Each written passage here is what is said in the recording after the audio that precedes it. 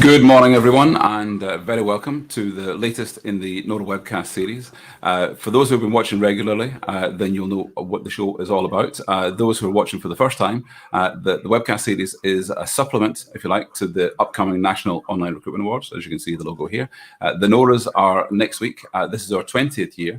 And what we look to do in the Webcast series is to give a platform and a profile and a peek behind the scenes, if you like, to the companies who have been most successful, who are finalists, winners, and potentially winners this year of the National Online Recruitment Awards. So in echo of the 20 years of the NORAs, my guest today, my very special guest today, are Matthew Moore and James Brosier from CV Library. And of course, CV Library are also celebrating their 20th anniversary. So can I invite to the screen Matthew and James? Good morning. How are you, chaps? Good morning. Yeah, very well, thanks. Good, thank you. That's good to hear. Very good to hear. I like your branding behind you. That looks fantastic. Thank you. I assume you're talking to me and not James, but yeah. The trophies behind you are especially impressive, I have to say. I know that CV Library have been so CV Library are as old as the NORAs are, and so we kind of hold hands through the past 2 decades of evolution. CV Library is obviously a much bigger organization, but I've been witness to the growth from the earliest days, when Lee was just starting out. And in the NORAs, CV Library have always been, and have probably been finalists more than anyone else, but in the first decade, were very present as finalists, but not so much as winners. But in the last decade, very regular winners, winners of the Best Generalist Award, the Best Small Employer Award, and of course also the Academy Award, which is voted for by other members of the NORA Academy. These are other recruitment websites. So we ask every year for the Academy Award, everyone to vote for who they think represents the best in online recruitment excellence. So you have a fine trophy cabinet behind you, not just from the NORAs, but from various other places as well. So congratulations on that, first of all. Thank you. No, of course, next week we have the NORAs, and we might be adding to your trophy cabinet. But what I'd like to do first is dig into a little bit of the history of CV Library. People are often unaware of how the website they're looking on today for a job in their career search, how that came about in the first place. And it doesn't happen overnight. And in this case, it's 20 years coming up to now. Can you tell me a bit about the initial instigation and the formulation of CV Library back in the year 2000? Yeah, of course. And I think in many ways it was born out of the .com boom that was happening at the start of 2000. So in the press at that time, Martha Lane Fox, lastminute.com, companies that were being floated for huge amounts of money at the time. And Lee Biggins started the company. He came from a very different background, carpet fitting. We worked with his father, and realised that actually that wasn't the future for him. It can be difficult working with family, as some of us know. Yeah. And he thought, well, the idea started was, well, how do I actually get my CV out there? And he thought, well, I've got to drive this around and give this to recruitment consultants, post it, apply for jobs other ways. And that actually got the idea from CV Library in terms of there must be an easier way of doing this. Very old school and something you can't do today. He went down the pub and said, does anyone know how to build a website? Introduced to what was Brian Wakeham, who was his original business partner. But Brian had a car website, a Peugeot car website he'd built himself, and their relationship started. And it really started as a bedroom business, so that classic tale of some of those internet businesses. At the start, wasn't really sure how they'd monetize it, and you make a very good point. And if you look at the evolution and CV Library, a real distinct change between those first 10 years and the second 10 years. The start of the last recession, so going back 2007, 2008, had a small team. The database was growing. I'd brought custom service in, and actually was operated slightly different to some of the other job boards in terms of our focus. Yeah. So had never taken any sort of external advertising on the website. It was about getting candidates into our database. Struggling to monetize it actually in some ways. Don't get me wrong, revenues were growing, but we're a long way off of where we are today. But always that focus on that candidate journey and making sure that we had good quality candidates that the recruiters and advertisers could get access to. But really, I think for me, the real change actually was how we came out of the last recession. So 2008, we invested more in customer service and actually making sure that anyone who did advertise jobs on our site was getting good quality candidates, and that was the focus. Very old school ethics that come from that carpet fitting background. If someone was using our service, we made sure that they got good value from that. And if someone was putting their CV on our site, we made sure they were as accessible as possible. So every account, every client that had an account with us would have a designated client response coordinator, but in effect, you might be called customer service elsewhere. And if you weren't getting enough responses to your adverts for good quality candidates, we'd do everything we could to help you. And whilst other job boards are at a point of cutting costs, in terms of cutting their external advertising, cutting their customer service teams, we invested more at that point, going back 10, 11, 12 years. And I think that we really came out and really enhanced our reputation in the market, and we've been able to take advantage of that ever since. But I think it does go back to some of the core principles about good customer service. And I know the market's a lot more digital and the programmatic, and there's a lot of things that we'll talk about later, but it's those core principles that gave CV Library the strong foundations of where we are today. Yeah, I think those core principles are always really important to any organization, but they can fade over time. I don't think they have with CV Library, but I remember the earliest conversations I would have with Lee at recruitment events in the early 2000s, and the clue is in the name. CV Library is, or at that time, wasn't looking to do the same as the other established at that time job boards, where those were replicating what there was in newspapers to put adverts online. CV Library, ostensibly at the beginning, was a database for people, for candidates to showcase themselves, to put themselves out there and available for employers and advertisers that were looking for them. So in the very core, the CV database was at the center of CV Library's offering, and every decision I think since then has stemmed from that. So being all about the candidate in the first place and giving the candidates what they're looking for. I think Lee said to me, look, if we make all decisions initially based on what's good for candidates, then we can't go too far wrong. To my mind, that's the thing that sets CV Library apart. And of course, there's now Resume Library, which is the same thing, but in the States, obviously translated into American. So the CV Library way of doing things, I think, is quite unique. In the early days, the CV Library attacked candidates in very different ways to competitors, maybe because of size and scale, maybe using what you might call guerrilla tactics or clever marketing tactics to bring in candidates, to attract candidates to the vacancies that were being advertised. And at the time, you would see crazy advertising. I say crazy, but very expensive advertising from some of the at that time, the big boys. Now, CV Library is now, I'd say, stepped beyond those companies in terms of presence. And what you see now is a large amount of visible presence from CV Library around the country. How has that switch come around, and what does that mean in terms of the organisation within the marketplace? I think obviously the budgets available to us have changed over time as our success has grown. I think very much in the early days, as you said, well, we had to do it our own way. We couldn't compete. If you think of our backing compared to some of the other, some of our competitors, for a stage, we'd partner with anyone in terms of getting, good candidates to our site, so co-registration, deals with the other online businesses and, relevant businesses. It wasn't an area, but making sure that we had all of those relationships in place, whether it be organisations like yourselves, the NORA, so we've got, say, a long-standing relationship. We've got a number of other relationships like that. And ones you can measure as well in terms of making sure you are getting good candidates. Because some of that advertising that you talk about, it's hard to know what real value you get. It's great for a brand exercise. And if you look at who we've been very good at attracting to our site, so moving away from the candidate, the type of person, the type of company, always done very well with the recruitment agencies. Because we've had that good candidate database, as we said, and that's always been the focus of the site.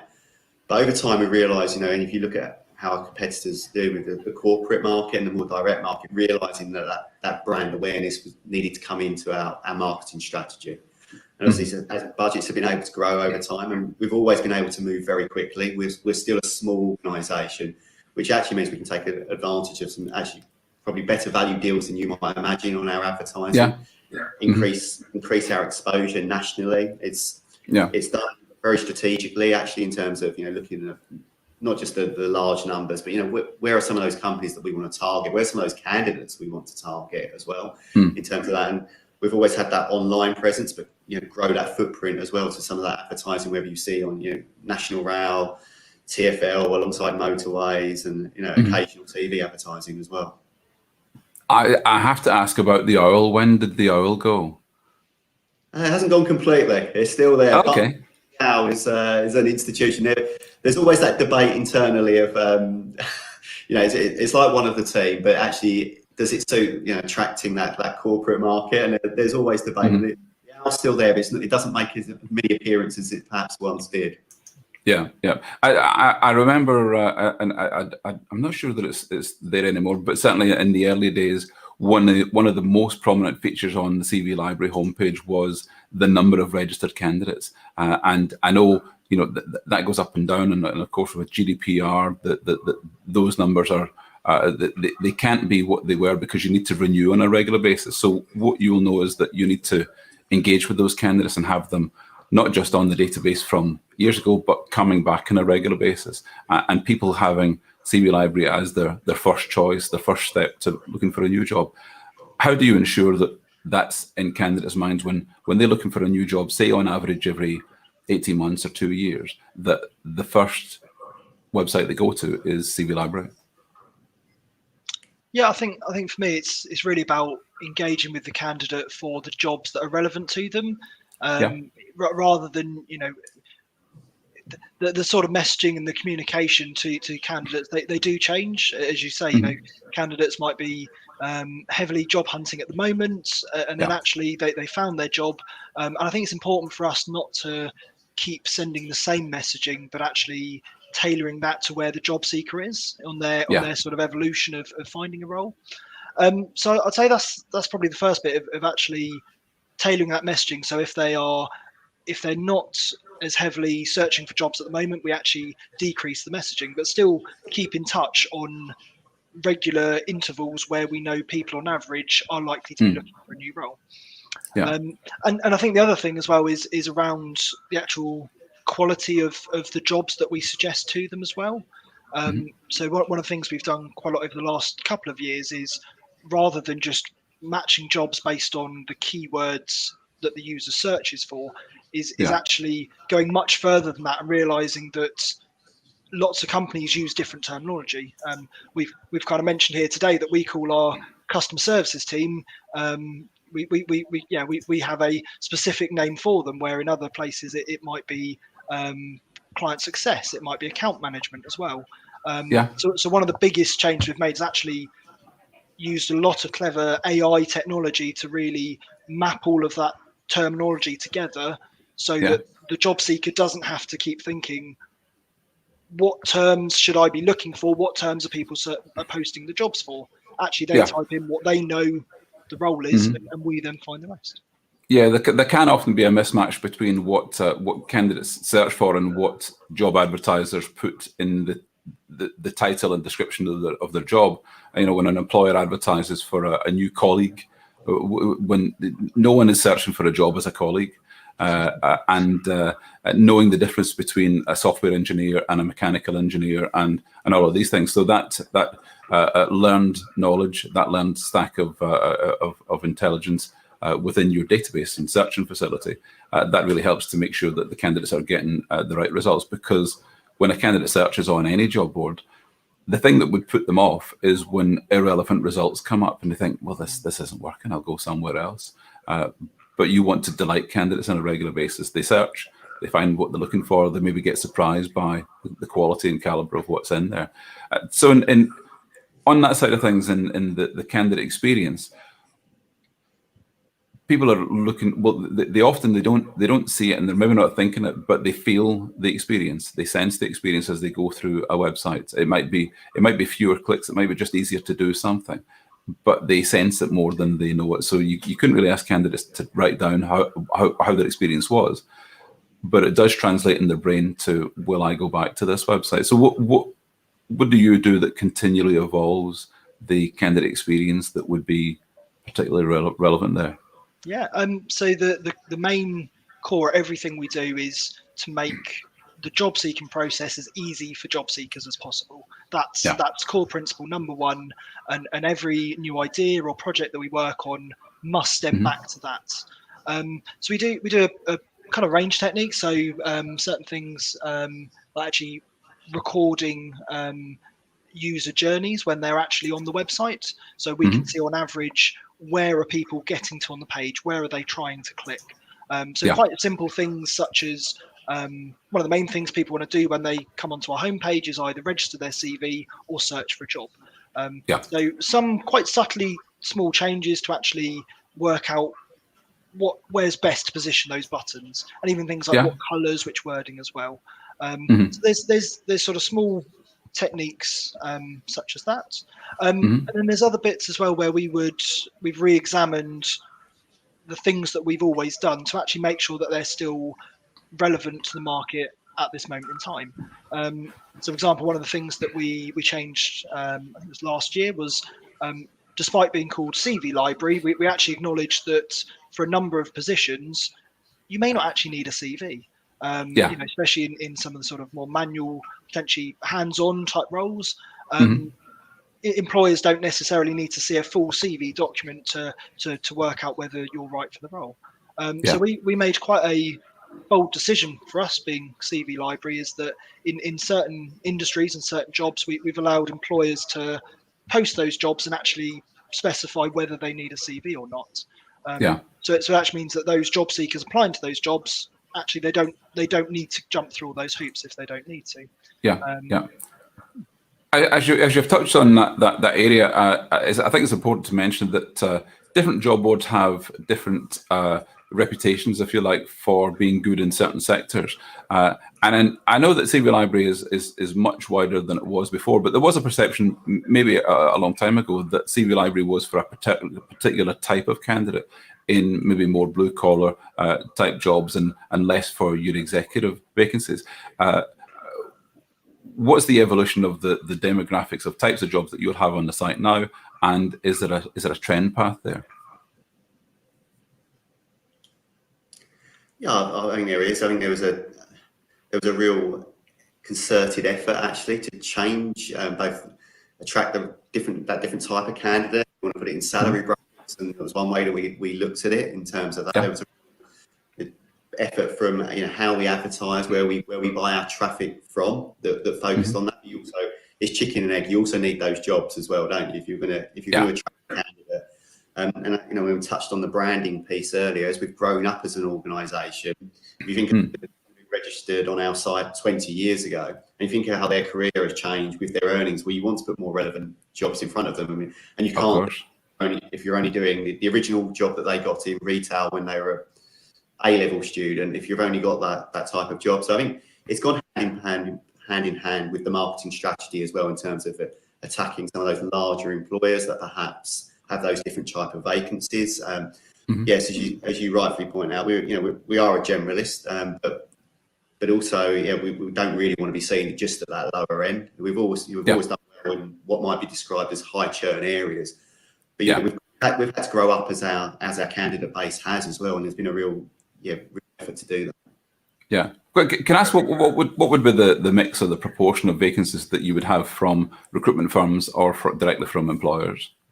We are still, we're probably somewhere between 60 and 70% from recruitment agencies in terms of jobs that are posted on our site. So, but that has reduced over the last few years. That was higher at one stage, when I look back, and it's great for us to have those recruitment agencies on there. There was a high volume of jobs, which means we attract candidates. They need a large number of candidates, and we've always focused on that delivery.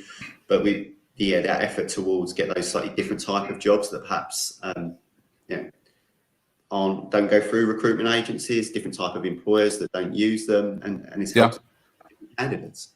Yeah.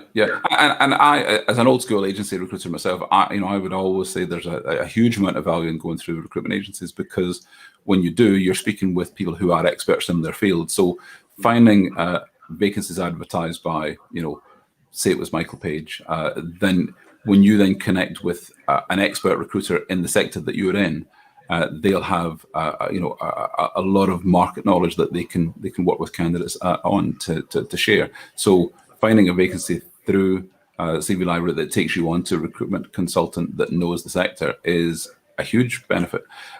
And in terms of the ability for advertisers to have new initiatives, ways to attract candidates, are you able to share your knowledge of the evolving demographics of your marketplace and where in the country, for example, might be the best place to recruit people in retail or manufacturing or finance or call centers? Are you able to share that kind of market information? Yeah, so we look at both the supply and the demand side, both at a location level, but actually also slice that by industries and other sort of attributes of the candidate as well. So yeah, we've got lots of good, interesting information on being able to kind of pinpoint and say, right, I'm looking for people working in the IT sector, and actually on a map, kind of heat maps of here's the hotspot for IT candidates based on trends of CV uploads over the last few months. So it's quite a good and unique position being sat where we are, because we have that volume of data. Having that volume of data gives you much more of a way of taking the temperature of the marketplace at any one time. And I'm really interested to know about how you've seen the wave, if you like, of change in the marketplace over the past 7 months. Obviously, with the pandemic, the job market has been flipped to an extent. Candidates were scarce in January, but there's now vacancies are more scarce. How has that manifested itself in CV Library? And the thing that you actually see one more level as well is with the local restrictions coming in for different parts of the UK. It's actually quite interesting, because you see that mimic as a wave for both job seekers uploading CVs, but actually employers posting jobs as well. So it's actually really quite interesting when you look at certain areas up north, perhaps, that have gone into higher restrictions. You then suddenly see, the number of vacancies in that part of the country decreasing, and actually as rates are improving in other areas, you do see that quite reactive trade, that the trend, which is quite interesting. Sorry, go on, Matthew. I'll say on an overall level, there's no getting away that if you put a job on our site today, you're going to get twice as many applicants as you were a year ago, on an average. As James rightfully pointed out, actually in some areas it can go into the thousands at the moment in terms of an application for a number of applicants for a role. So it's you do see that variation by area, by role, but overall there's no getting away from we're getting a large number of candidates on our site each day. Yeah, well, with having candidates registered with you who may have been registered over the past 20 years or any amount of time within that, would you have access to knowing if people are physically moving around the country more or less than they were? So, for example, maybe in the next year, you might see that a lot of people are moving away from city centres because they don't need to be at an office, they can be working from home. So, is there a movement of people up north or to Scotland where they've got good broadband, but they don't need to commute to the office in London every day? Is that something that you might see patterns in? Yeah, I'd expect so. And it's interestingly, we know the location of the job seeker at the moment, and we'd be able to sail to see the locations of where they're searching and actually applying to as well.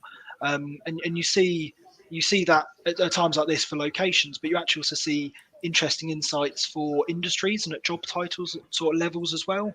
So when you see certain roles that potentially become out of fashion or other new hot topic areas that kind of come as well, you actually see trends of people that you might find a trend that people that work in healthcare at the moment, actually there's a migration of people moving from that sector to another.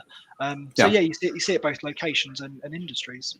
Yeah, it's always really interesting to see. Now, one area of use of technology that I'm really keen to see myself, and I know that it's not going as fast as expected, but is the area of employers or advertisers using video to get their content out there for job adverts, for engaging with job seekers, as well as the marketing and employer branding and so on.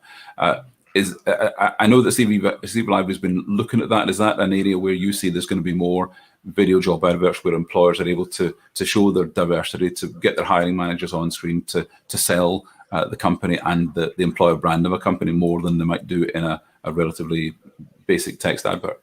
Yeah, absolutely. I think given the current restrictions in the UK at the moment as well, I think now even more so than ever, it's harder to do the hiring process remotely, and I think job seekers want to get to know the company as much as possible, because it's a big step in anyone's life, moving jobs. So absolutely, and at the moment we offer that in kind of two different ways. So our employers can either have a profile of their company on CV Library, which kind of ties together all of their jobs. And one of our offerings on there is actually to have videos, have sort of testimonials, and actually have a real in-depth insight into the company on the website. And we also offer sort of premium job adverts as well, where you can actually embed that content within the job as well. So cool. all the branding, all the videos as well. So I think we're seeing more of a trend, and actually, interestingly, on the flip side, we're starting to see more job seekers actually want to engage in video when they're applying for roles as well. I think it very much comes down to sort of demographics as well. But certain people, they don't want to write a big long cover letter. They want to do a 30-second video introducing themselves to the employer about what makes them great. And as Matthew said, with some roles attracting hundreds of applicants, I definitely see the market moving in that direction to make it a lot more engaging. Yeah, where CV Library for me has always been ahead of the curve is in knowing that a high volume of candidates are coming to the site not through desktops and laptops, but on small devices like this. And when you're getting job alerts to your email, then or text, then it's coming to your phone. You click the link on your phone, it's opening on your phone, so you're seeing the site on a small screen, and addressing the candidate or the needs of the candidate, and knowing that they're looking at a smaller screen than desktop changes so much about how you are engaging with those candidates, and that goes to video as well. When candidates are being asked increasingly to record asymmetric video interviews where they're recording it, it's sent off, or one-on-one video interviews, then they're often pushing back and say, well, okay, you're asking me to record something for you, Mr. Employer or agency.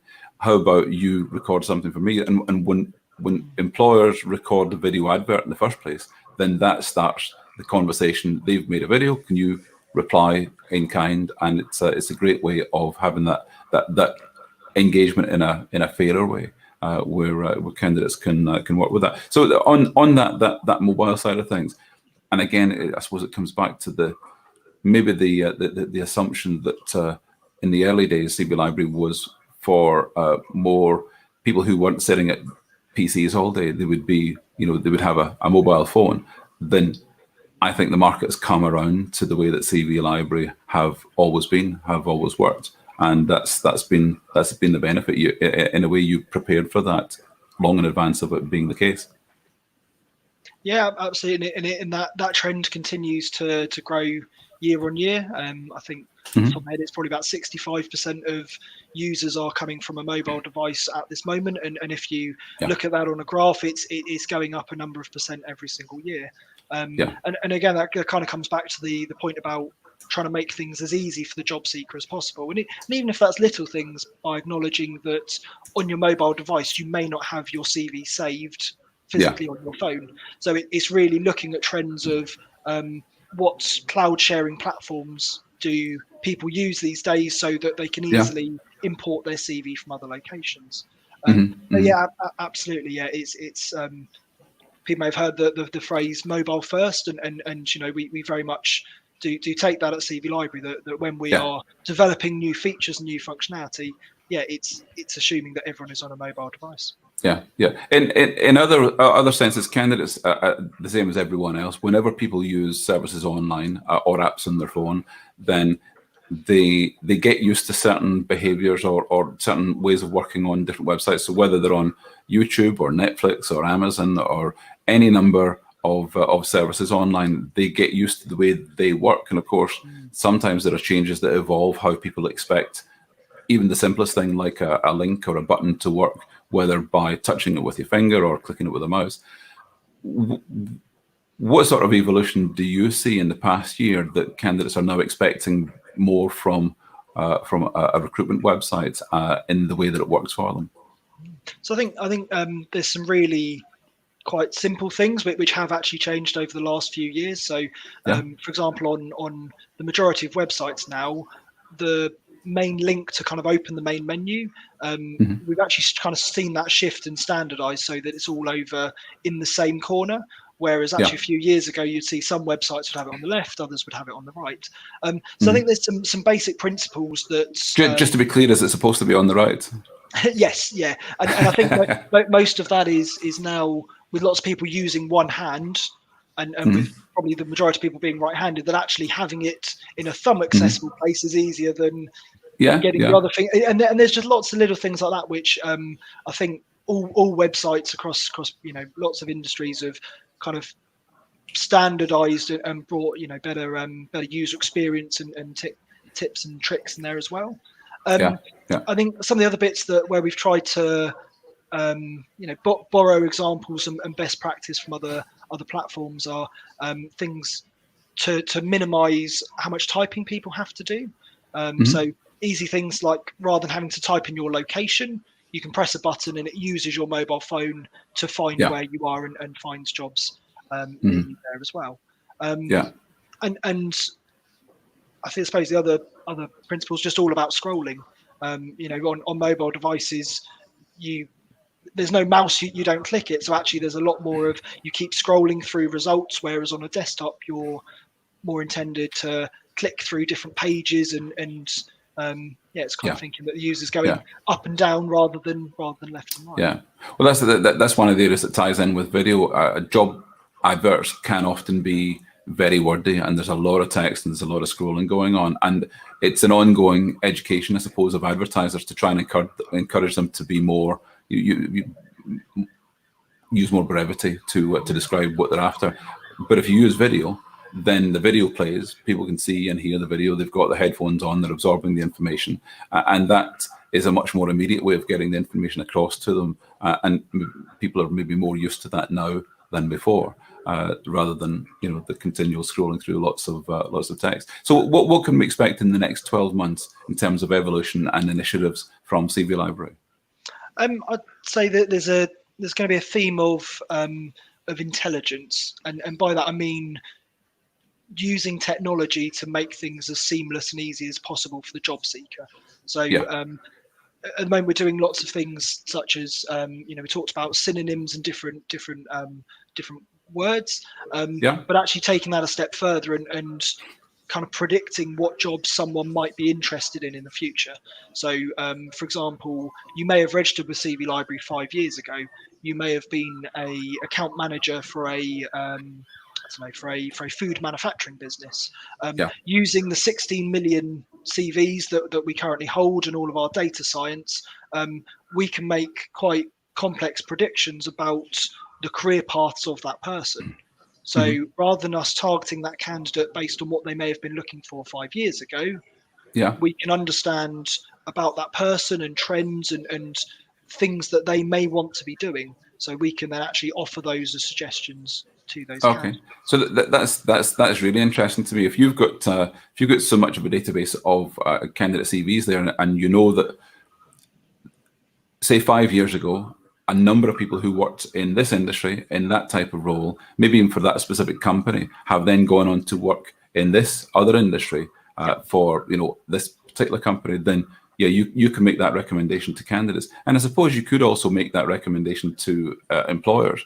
You could say, look, you've employed 3 people in the past year who have come from this background. Here are candidates that tie in with that. Not necessarily to give them more of the same, because we always look to be more diverse, but it helps them to make more informed decisions. Yeah, and especially at times where there's skill shortages for particular roles. You know, you may be trying to hire for someone that's done the exact role in one of your competitors' companies, but actually using our data, we can actually say, well, here's other segments of people that historically they've gone on to do a very similar role, and again, we can tell by the length of time they've held that role on their CV that we can make inference into, well, actually, someone making a career step from here to here is actually, they did stick at it, and it was a good long-term thing. And you can take that further and not just look at job titles, but you can look at the companies that they've worked for. You can look at education levels. So suddenly you can build a really quite complex picture and understanding of the job seeker movement across the UK and dare I say the US and the world as well with some of our data, and then really try and help provide insights into those candidates that recruiters may not look to think of, but are actually really suitable and potentially going to be some of the best hires. Yeah. I find that whole subject absolutely fascinating. Other people might nod off at the machinations involved there, but I think it's great, and it's a great thing to be doing. For anyone watching today who's looking to learn more about CV Library, then click on the link on the left to explore for yourself. There's so much to unearth about CV Library. There's acres out there, and obviously 2 decades of history. So in terms of knowing the market and knowing their stuff, then I couldn't recommend them more highly. And if you want to connect with Matthew and James, I've put the links on LinkedIn there. You might be getting pestered now, but if people can click through to connect, I'm sure that'll be welcome. Can I say thank you very much for being my guest this morning? I've just noticed the time, we're a little bit over, but it's been really interesting, really fascinating, actually. And of course, very best of luck for the NORAs next week.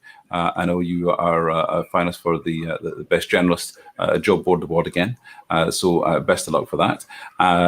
In the meantime, everyone who's joined us, thank you, whether you're watching live or on replay, thank you very much. And please, there won't be another webcast show before the NORAs now, but please join us next Tuesday, the 10th at 3 p.m.